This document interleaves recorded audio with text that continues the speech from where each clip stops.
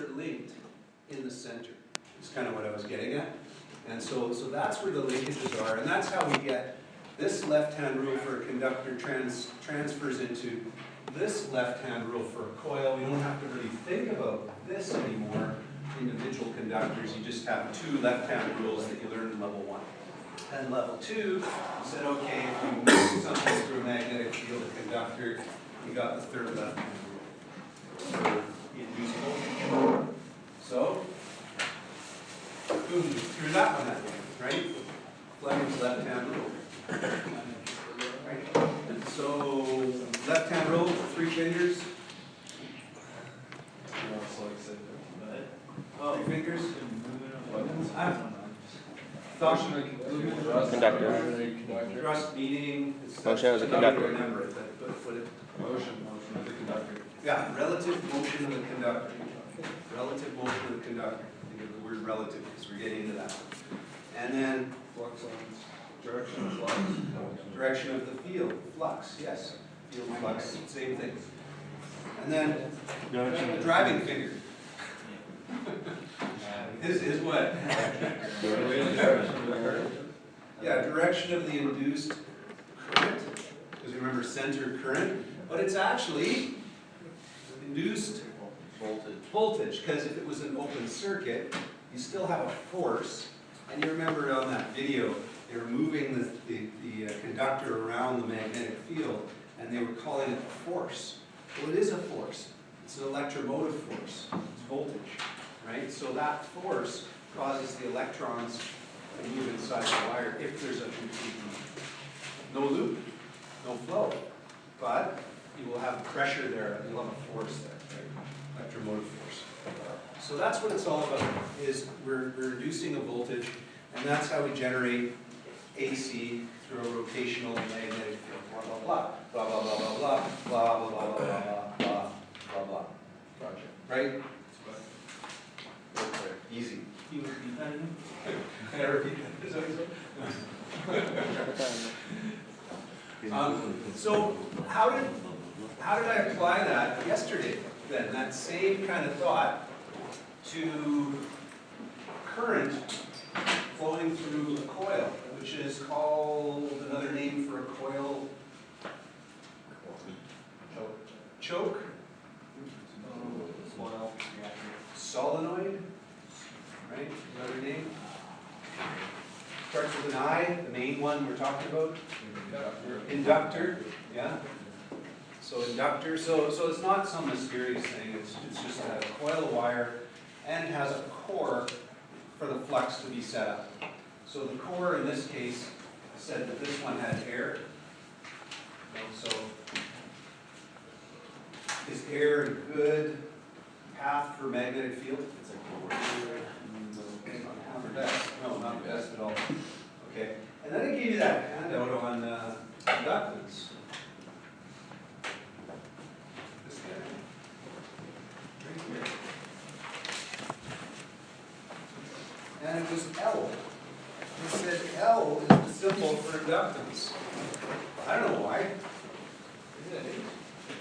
The symbol for the quantity of inductance. Just what it's called, like E or I or R, right? It's just L. And it's measured in henries. As Joseph Henry made his claim to fame and said, I need a unit named after me. All right, fine. Call the unit of inductance a Henry. Okay. But what is a Henry? Sure you are. What is Lenz's law?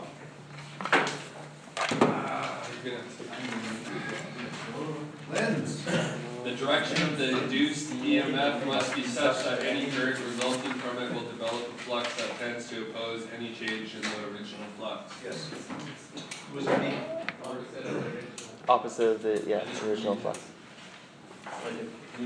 So current's flowing this way through the wire, right? As soon as it starts flowing and into I guess any inductor as well, especially an inductor of a coil, but just even a piece of wire, the current wants to start flowing, and what happens is it says, nope, we're going to block you, right? So the flux causes an induced voltage in the opposite direction to try to cause a current to go in the opposite direction. So right away it just slams it and says, no change.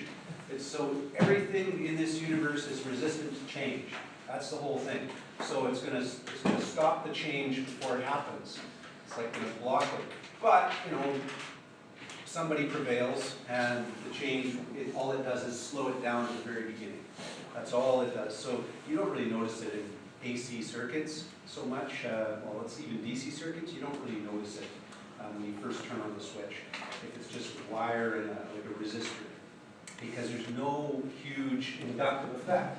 So what are the properties that would increase that effect, that process of electromagnetic induction? What are the properties? Well, it's called the property of inductance, right? So that was measured in henries H. So that's where the unit comes in. But the symbol is L for inductance. I don't know how to remember that. Never found a good way. Anyway, so equals. And it's over there. Number of turns. That's the drafting way of doing the thing. N squared? Why? Why do we square it? Make it equal to your henries. Make it equal to your henries. Okay, but was there a reason? Was there a reason that I've got on the board here? You're going around, so it's not, you're doubling or squaring, it's not wired, you need to go around there. Yeah. So you made a loop of wire, you made another loop of wire, and so all those fluxes link to each other. That's like turns times two as well. It's doubling. So on one turn would be a certain amount of inductance. 2 turns would be double the amount of inductance normally, but because the linkages are there as well as the 2 fields, the linkages are quadrupling it. So that's what's happening. So the inductive effect is actually exponential. It's going up faster than just a linear type increase, right? So what's a linear increase? Here's voltage, current. So if we have a fixed resistance, as we increase the voltage, we increase the current, right? If you have a fixed resistance. But in the case of inductance, if we'll say the amount of inductance compared to the number of turns. So if I double the turns, let's say I have a certain amount of inductance, 0. Let's start at whatever, let's start at 1, have a certain amount of inductance, and then for this many turns, and then I double the turns, I actually up there. And so what happens is it does that kind of graph, right? It increases exponentially. It just gets faster and faster. That's probably a bit steep. It's probably more like that, and then it would just increase majorly. So do we want inductance? Is it a good thing? Is it a bad thing? Well, why are we even talking about it? What do you think? Is it a good thing or bad thing? Bad thing? It can be. Great. It can be. But it's also a great thing. Right? Yin and the yang. Right? You gotta, for everything good, there has to be something negative about it, right? It's like,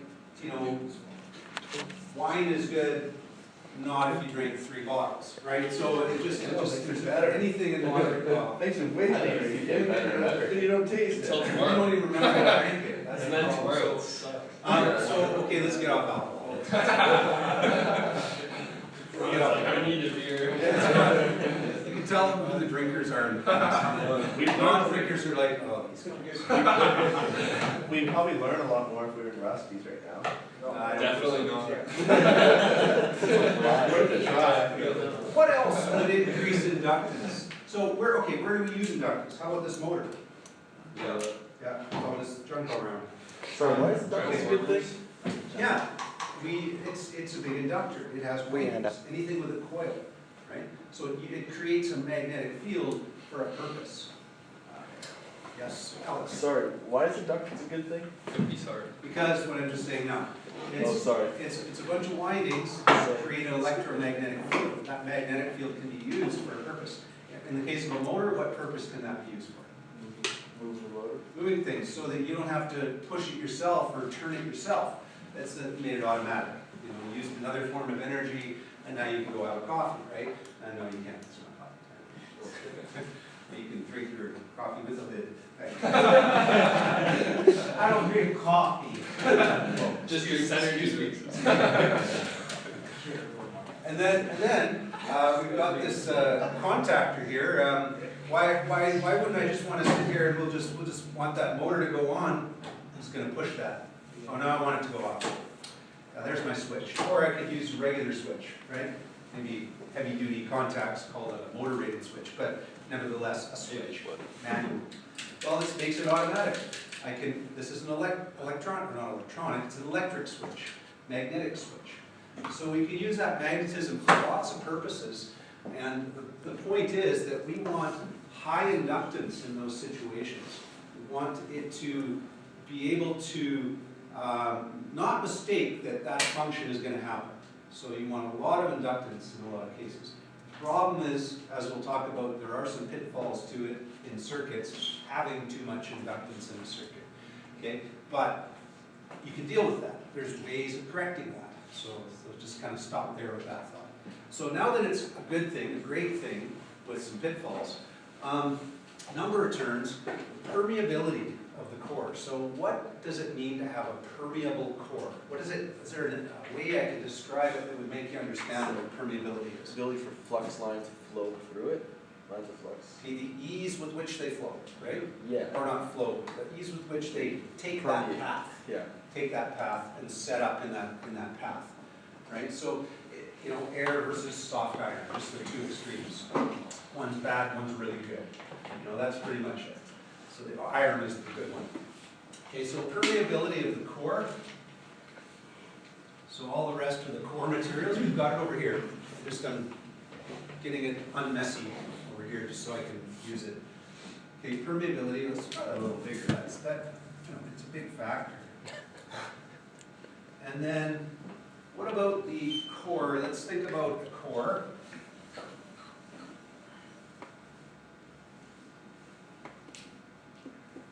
What's this? Cross-sectional area. Cross-sectional area. So the area of the core. So permeability is the type of material this is made out of, which allows a better, the higher the number, the better it sets up flux lines. Area is just the area of the core. It's in square meters, crazy number, whatever. And length of the core. So area of the core,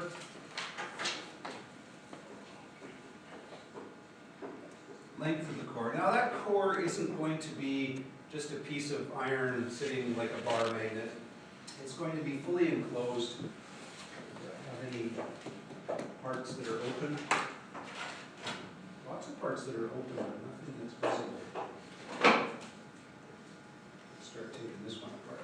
You've seen the inside of a core anyway, right? Well, here, just use this lighting valve as a core. You can see that the coil is actually inside it, and if you look at it, the core material is actually in the center as well. So it's fully surrounding that coil.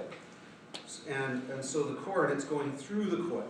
So the flux is being established through the core in a magnetic circuit. It's not just a bar magnet and then having to use the air to get back. You're going to want to maintain that iron path the full way. So that's kind of the disconnect between level 1 and level 2. They talk about, you know, a bar magnet, but really there is no benefit of a bar magnet. It's always a continuous iron path for the flux lines to help to use it for a purpose, right? For a contactor, for a motor, it's the whole core here. Yeah, absolutely. I was just, you guys can see, you know, this iron's in there. Here, you can pass it around. Yeah.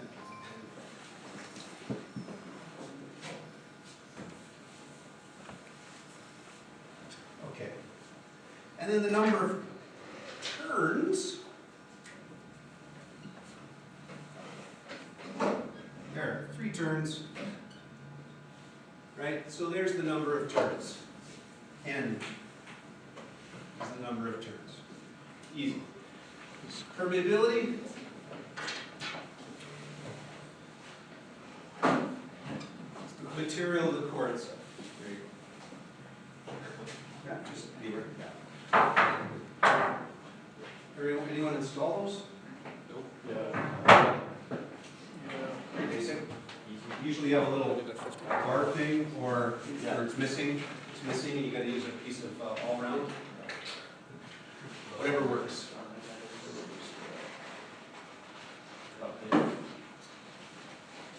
Okay, so looking at that page, then, I don't know if I have it on the overhead, but I've got this on page 1, 2, 3 of this handout. It's called Objective 2, Inductance and Inductors.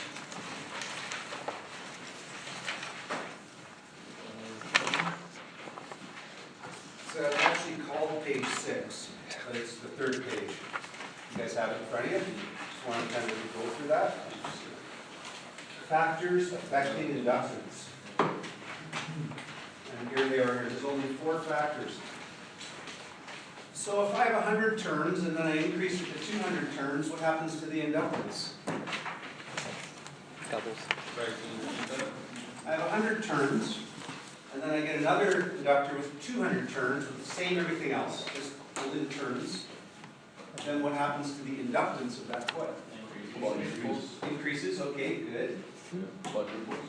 It quadruples. Why?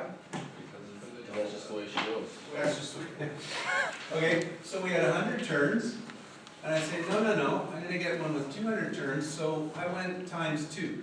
So you think about if I doubled it, I times 2 squared. So the inductance would be times 2 squared, which is 4 times. So it's as simple as that. And everything else is just in proportion. If the permeability is better, it goes up, inductance goes up. Permeability goes down, if I use air, inductance goes down with the same coil. But that core is important. Yeah. For the permeability, are these like a couple numbers that we should have in our head, or where do we find that number? Like that little micro sign that's substituting. There was a review package, well not package, there was a reprint of your level 1 stuff. Remember I said describe this is learning task 3 from level 1. Right. So I asked you guys to review that. It talks about permeability, it talks about hysteresis, and it shows you the hysteresis graph, the permeability graph, Good and all that. stuff. Okay. I don't want to spend too much time on that, Yeah, fair enough. but I'm going to talk about hysteresis at one point. Anyway, yeah. Be familiar with all those terms. Like, do you have to know all the units? Not really. You just know bigger area, better inductance, less area, that type of thing, that how much it increases or decreases. Permeability is Webers per amp term meter. What does that mean, right? It's like, so I'm not expecting you to remember that. Gotcha. Right? Just remember what it does. Does it go up, down, or by how much? Sure. Right? And that's pretty much it. And that's the key to electrical. This whole electrical program, right from level 1 to 4, is to know the concepts of when one thing happens, what happens to another thing. When you get to rotational machines, DC motors and generators, AC motors and alternators, when you get to that, it's so important to just look at a formula and figure out if this is going up, is the torque going up, what's happening to the speed, and it's just like all these things going on. There's nothing you can just write down and make it work. It's like a step-by-step thing, but you can use the formula to see what will happen if one thing increases, what happens to the other, and that'll steer you the right direction as to what would happen to the actual process of driving a conveyor or running a flywheel or whatever. Starting your car, the DC motor in your car for that. So anyway, shorter path. So what I like is little diagrams here. You everyone have it in front of you? I change the permeability? Look at the diagram of the contactor. It's actually a good diagram. Kind of draw it. If I had it on the overhead, I would.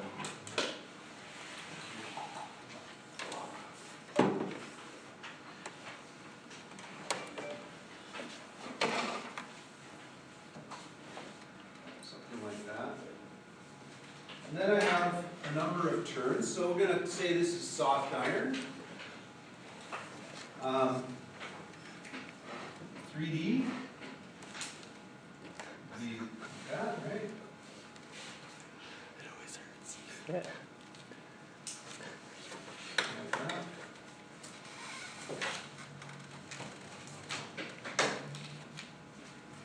This art thing is, anyway. So something like that. It's pretty good. Okay, and then the core, there's core coil. They threw the coil around this center part here.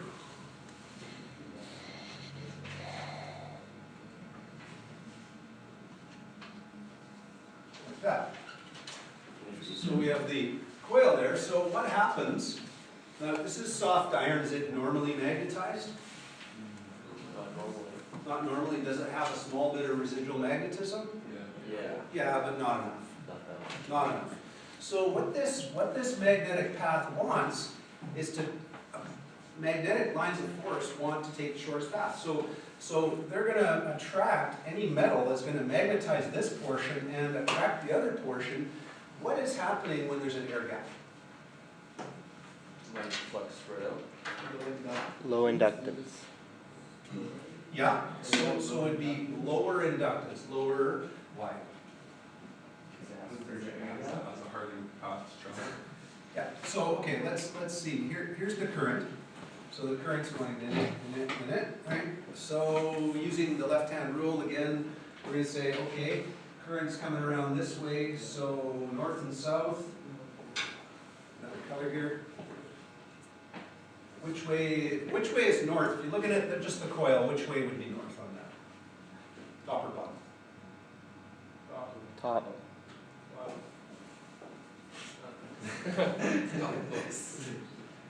50% chance. Okay, so the flux is going in that direction. So they call that the north and that the south, because it's still, there's an air gap. So now there is a north and a south. Okay, so the south. And what about the other parts of this? What's happening up here? It's all the domains are like all scattered. But now I'm putting a magnet near an unmagnetized material, iron. And what's happening to the domains inside here? Aren't they trying to line up with these ones? And they would be a souths on this end, right? And then probably what they're doing is they're establishing norths there and souths here, I would think, so that the flux lines are going across the gap like this, like this. What's it doing inside? We don't care about what they're actually doing outside the air gap at this point, just that it's attracting it and it's going to close. So what we call this, because of the air gap, remember this, fringing? Because there's an air gap, there we go. They try to get to the other side, but it's not as permeable of a path. It's not the freeway. This is the forest, and they're having to take all the different paths around to get it's a more higher reluctant path.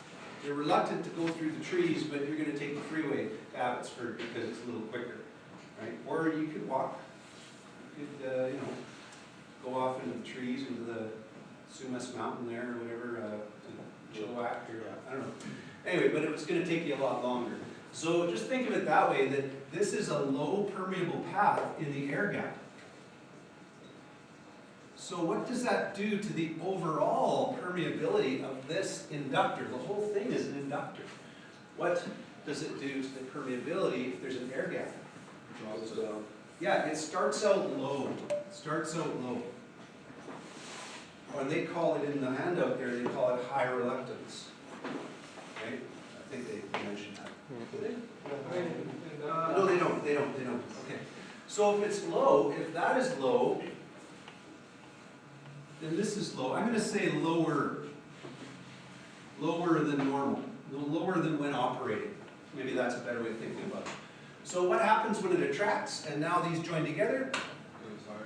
Yeah, then you have like perfect circulating path of magnetic field in both directions, like this and that, right? Just gotta get the directions right. Like this. So it's set up all through that, and it's going to stay there. All those domains are lined up inside the iron, and it's going to stay there, and it's not going to come apart until I get rid of what? Yeah. Open the switch. And I could have a resistor on there to control it if I wanted to. No, this one doesn't really have a purpose in that way. Actually, if this is DC, you're going to need a resistor in there anyway. If you notice any kind of relays, if I have any ice cube relays, the DC ones have a resistor in them. We'll get to that, because that's important actually, for telling the difference why you would need a resistor in one and why you wouldn't need a resistor in the one with AC. Because there's AC coils and DC coils. So this is DC. I need a source actually. That's bad. Don't we? There we go. There. Sorry, I needed a source. It's okay. Like, so Alex nodding, like, yeah, okay, now I get it. like that, Ronnie. Yeah, it's all good. You're not seeing the reaction of everyone else.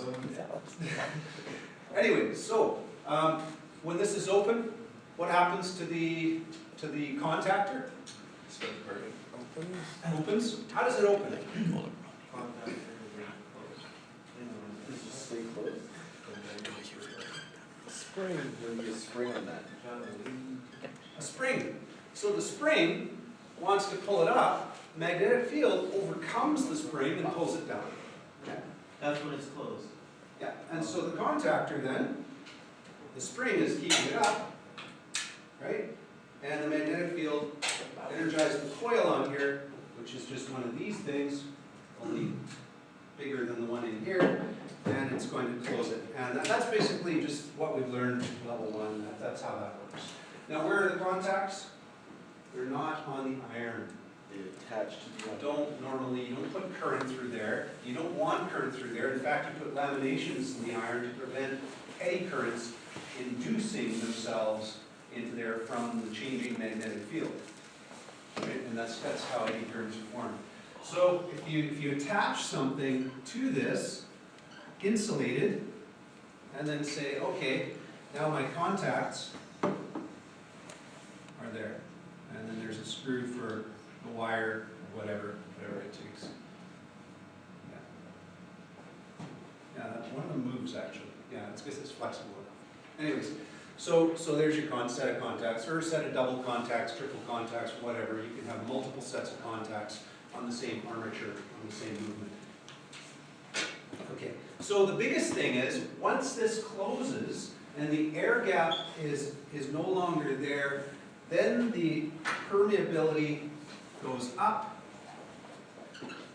and then the inductance would go up. And so that's the whole point in that whole diagram, is what happens to the permeability. Here's a good example. They make, I think it was in your book. Let's look in your book here. How do you make a variable inductor?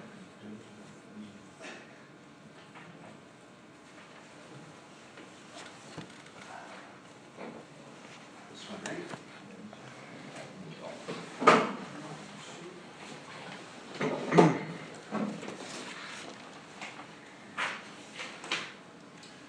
Okay.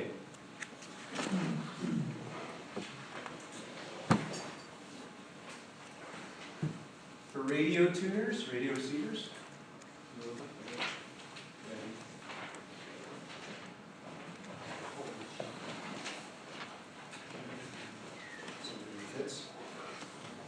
is was the core. You can move it would be actually moving the core in and out of the coil. So you're moved within the coil. So if the core is in there, high inductance or low inductance? High inductance. Low inductance. Or somewhere in between. So it's very variable. So that's how they can achieve that. Magnetic amplifier. What was look at your level 1 handout. What was the term when all the flux lines are set up and it'll accept no more flux lines into the core? What's that called? Saturated. Yeah, when the core is saturated. So when does that happen? Page 33 here. Keep bringing that up.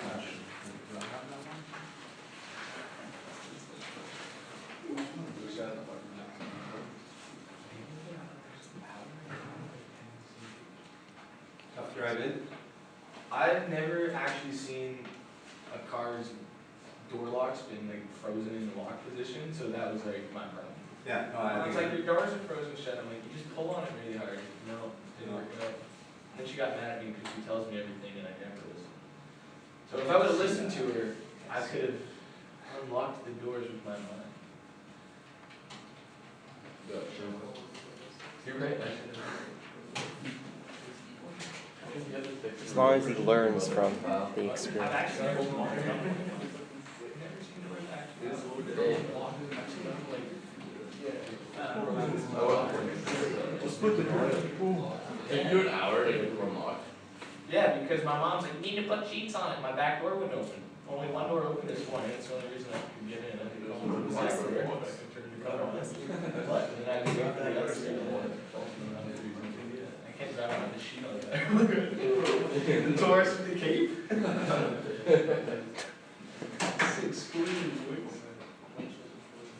A lot of times I'll bring up one of these level, there we go, level 1, G3, no. Yeah, that's it. Because it's the most current version.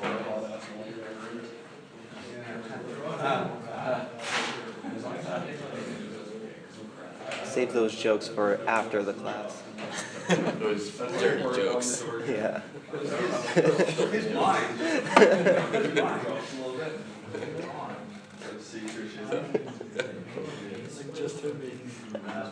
You gotta save those for after 9 p.m. He's like, oh, that's filthy. Okay, who wants learning task 4 here? Because we already know about all this other stuff. Yeah. And there's a nice picture of the coil there. Right? I should just show that instead of drawing. Then I get out of the practice.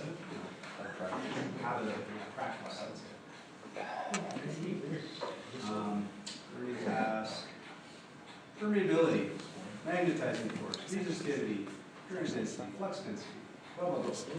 Reluctance.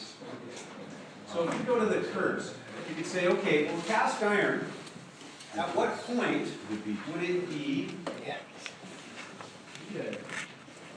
good stick? Somebody with, no, just kidding.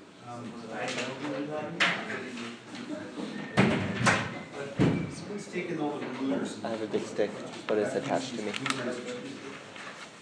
Blueprints. Not long enough. Where's saturation? Is it practical or theoretical? Okay, so right Oh. here, or would it be more over here eventually? Eventually over there. Yeah, so that was theoretical saturation. That all the north and south domains, all the little molecules inside the iron have completely turned and aligned themselves north to south. There's nothing else you can do, right? They've all done that, so we're perfect. Now, if there's a few left, that's at the knee. It's like, okay, it's almost there. So I've used the full benefit of all that magnetic field now. It's so practically, I don't want to increase the current through the coil anymore because I'm just wasting electricity. If it's already really good, it's good enough. So practical saturation is the good enough point. It's kind of like that, right? And then you've got the difference between sheet steel and cast steel. This is flux density, so how concentrated the flux is in the core. You could say, okay, and what's the other little guy down here? Amp turns per meter. So for every given length of core, how many amp turns? Right, that's really all it is. So input, output. That's really what it is. Electrical input, I'm increasing the current, or how much output am I getting, right? So that's pretty much it. It's funny, cast iron's bad, cast steel is better, sheet steel is better, but what's better than all of these? Soft iron. Soft iron. And they give an example of soft iron here. This is sort of what soft iron would be. The magnetic domains line up really easily. And then they say, nope, we're done. Right? And they pretty much flatline at that point. So they're saturated. So what you can do with a saturable reactor, like I did that. Okay. Saturable reactor is a variable inductor. What they do is they saturate it with a certain DC current. Like say I had this coil here, because that one's different. And I put a DC level of current on there with a rheostat, and I increase it to a certain level, and then I use that magnetic field, and that would mean that it would only have a certain amount of flux density left to go. And if I decrease that current, I have more flux density I can fill it up with. And if I increase the current even more, now there's only a little bit left. So you could say that the permeability is at a different point in the cycle, right? So if there's this graph, permeability is really B over H. B divided by H. So this permeability here, flux density per amp turns, basically. How many amp turns did it take to get that much flux density? And so that changes throughout the graph, the permeability of it. And it is a constant number because it's permeability of the core when used to its intended function. Okay, so anyway, that's that. So now hysteresis is like, okay, you take that original curve right here, that's what this one is. So you take that and make that a dotted line, put that down here, and then you apply AC to it. Ooh, put AC to it. So that means that initially you're increasing, and then you saturate it, but then what happens right at that point, the current is going the other way in the coil. It's actually dropping down in the coil. But it doesn't drop down at the same rate because of this residual magnetism.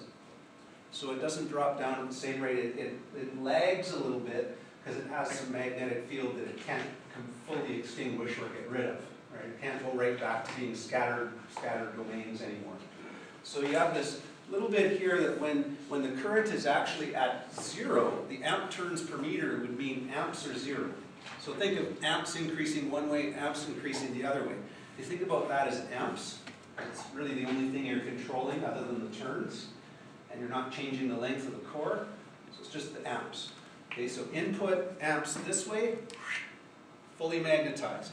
Now what happens? The current drops down on the cycle. I should draw a cycle.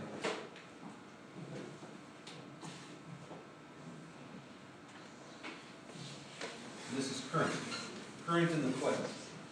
So what happens here is 0. So if it's been magnetized for the very first time, it'll be that dotted line. But chances are, you're starting here. You're left with certain flux density inside there, and you want that to be as minimal as possible, because otherwise it stays magnetized, right? It's going to be a very small retentivity level. Okay, so then you're going to drop, so that means that I have to put current in the opposite direction to get rid of that. And they call that, the amount of magnetizing force is really reverse amps. Like reverse amps. A little bit more and we're at 0. And that's really all that is. Now we're starting here, well, we're not starting there. So that the other curve would be, let's see how this goes now. Yeah. Going there, And then we would drop down, yeah. I guess we'd be here. We're doing this. Anyway, you can follow it through with this sine wave. Try this, that's your homework. Follow through with the sine wave and try to figure out what that curve is doing to the magnetic field inside the core. Flux is going one way, flux is now set up the other way, one way, other way, but it's not in sync. It's not in sync with the current. Right? So when the current is zero, what's the flux density doing? Still changing back to the other direction, just trying to follow the negativity of the AC change. Right. So actually you're starting here. Sorry, not there, here. Yeah. So then we're going this way, and we're increasing the flux density, increasing, up to this point. Yeah, it doesn't drop all the way down. So start it off, think about it. This is maximum. We're increasing, decreasing. What are you doing the other way? Increasing, decreasing in the opposite direction, and that's the other maximum. Because I've gone through this so many times that I need you guys to use your own brains on that. Okay, that's level one. And so why is that important?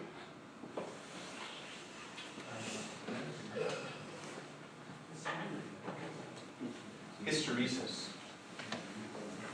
Hysteresis is when it's a sort of a general term used for when something is toggling one way then the other way, one way then the other way. And in this sense it's magnetic hysteresis, because they use that term in PLCs and all kinds of stuff as well. But hysteresis is not a signal in this case, but it's the magnetic field. It's happening inside where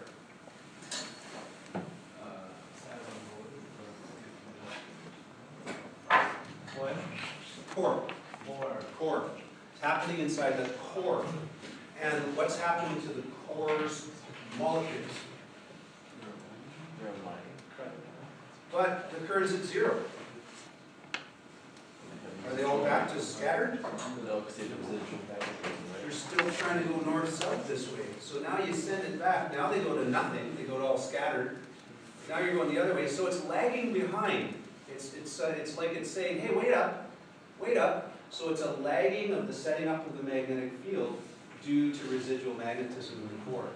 And that lagging causes friction. And how do they reduce that hysteresis? I know Clay remembers.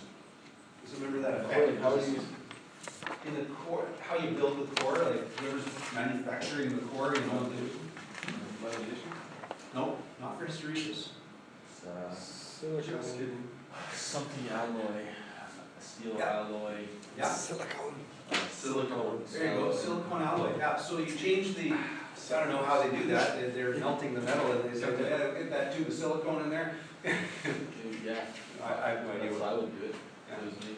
Anyway, and that's how they get that. So, but the laminations are the other thing. What? So if I have these laminated, with little Go back. insulating pieces between each lamination, then if the flux is expanding, it won't induce currents into there because there's no path.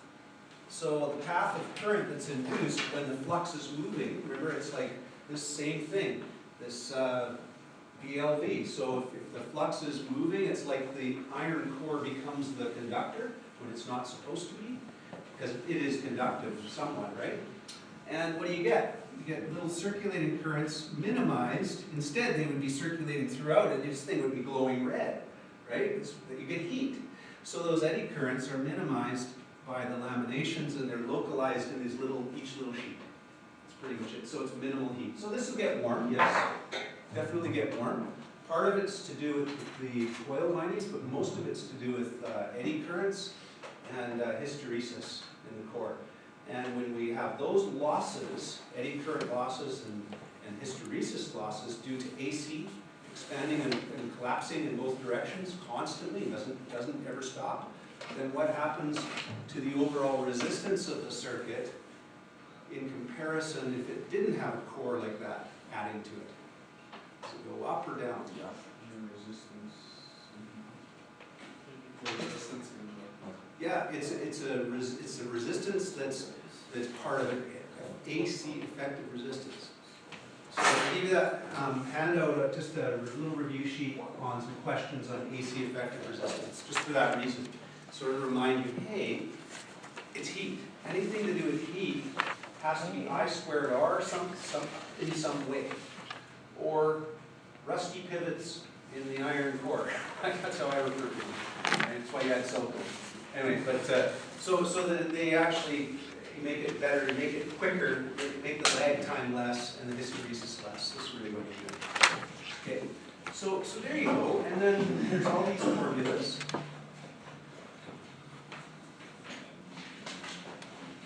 At the end.